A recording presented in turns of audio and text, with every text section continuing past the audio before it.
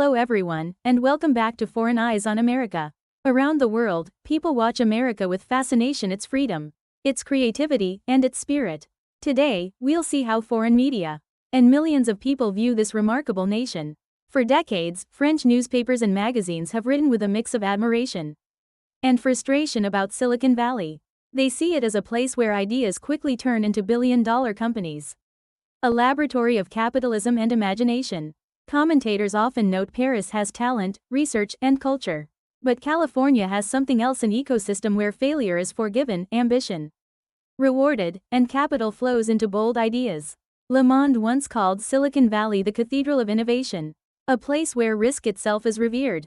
Venture capitalists treat young engineers not as dreamers but as partners.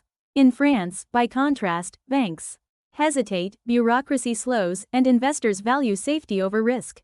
The fascination also comes from scale. From Apple and Google to Tesla and Meta, the Valley has produced giants shaping every aspect of modern life. Even when French engineers contribute, the companies transforming the future are American. The gap is not about intelligence but about culture, incentives, and belief in technology's power to reshape society. French presidents from Sarkozy to Macron have visited California, promising to build a French equivalent. Macron declared in 2018, "We must build our own Silicon Valley." Yet media admits imitation is harder than inspiration. The Valley's soil is unique, shaped by decades of risk-taking, immigration, and a culture that prizes disruption over stability. French analysts highlight cultural contrasts. In California, failure is not a career's end, but proof of courage and experience. In France, bankruptcy carries stigma, blocking credit and branding entrepreneurs as reckless. French magazines stress that the U.S. second chance mindset is missing. As one columnist wrote, in Paris, failure means shame. In Palo Alto, it means learning. This difference explains why ambitious young French engineers often head to San Francisco instead of staying in Lyon or Marseille. Immigration also fuels admiration. Silicon Valley was built by waves of newcomers: Asians, Europeans, Latin Americans bringing skills and ambition. France, with rigid labor markets and hierarchy, struggles to replicate this diversity-driven dynamism. French governments have tried tax breaks, incubators, and pro-startup policies.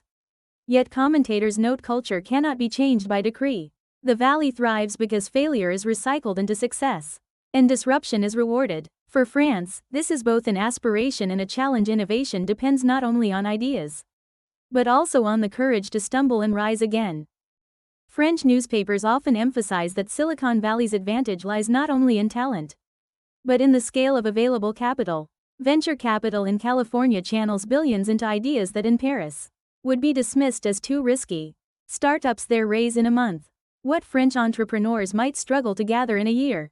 Commentators describe this as the financial oxygen of innovation. Without it, even brilliant ideas cannot breathe.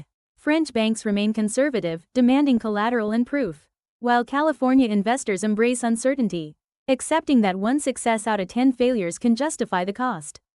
Le Figaro notes that French founders often fly to San Francisco because investors there dream bigger. In California, a pitch for global reach is welcomed. In France, the same ambition may be mocked as arrogance. This cultural gap in attitudes toward ambition directly shapes funding. Equally striking is the network effect.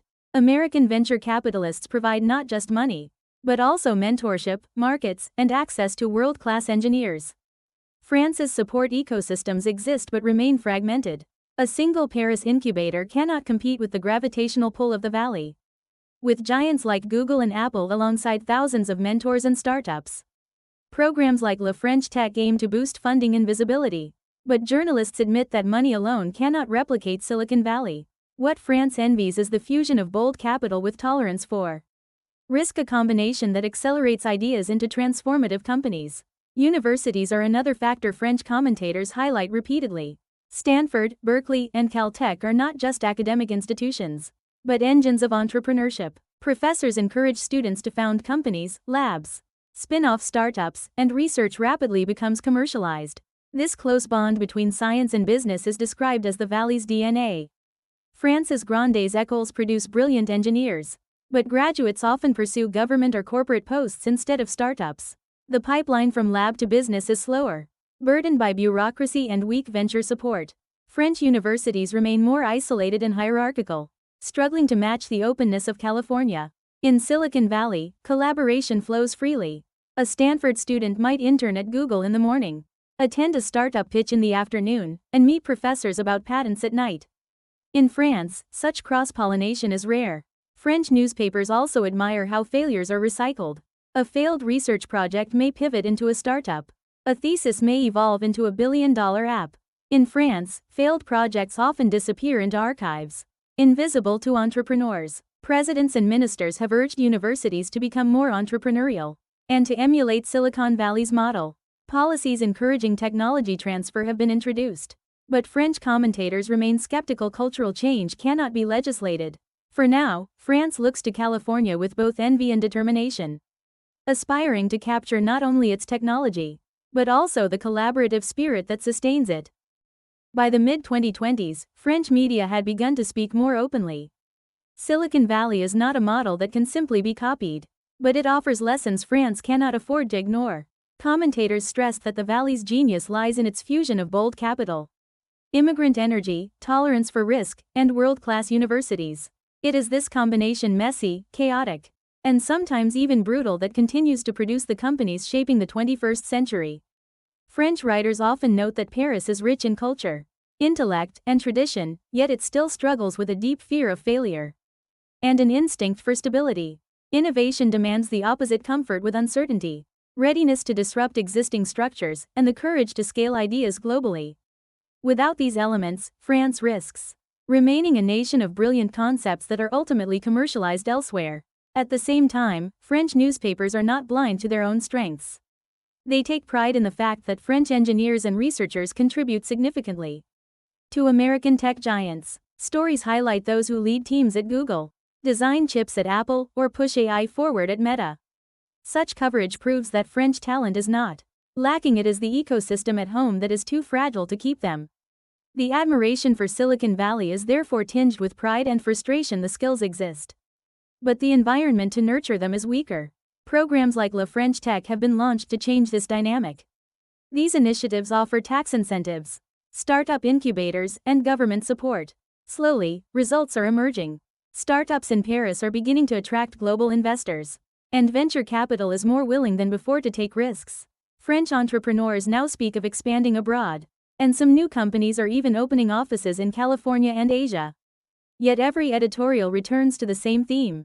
Silicon Valley is not just a place on a map, it is a culture, a mindset. To compete, France must learn to reward ambition, not punish it. This cultural shift is perhaps the hardest lesson. In California, failure is a badge of honor. Investors see it as proof of courage and experience.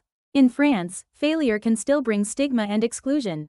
Changing this attitude requires more than policies. It requires rewriting how society views risk. As one columnist put it, we do not need to become California. We need to become a France unafraid of its own potential. That statement captures both envy and determination. It acknowledges the uniqueness of Silicon Valley, while urging France to find its own path.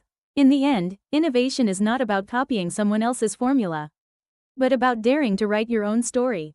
France, with its creativity, culture, and talent, has all the ingredients. The challenge is to mix them with courage to stumble, to rise again, and to keep building. And with that reflection, we thank you for staying with me until the end. I'll be back soon with another unforgettable story.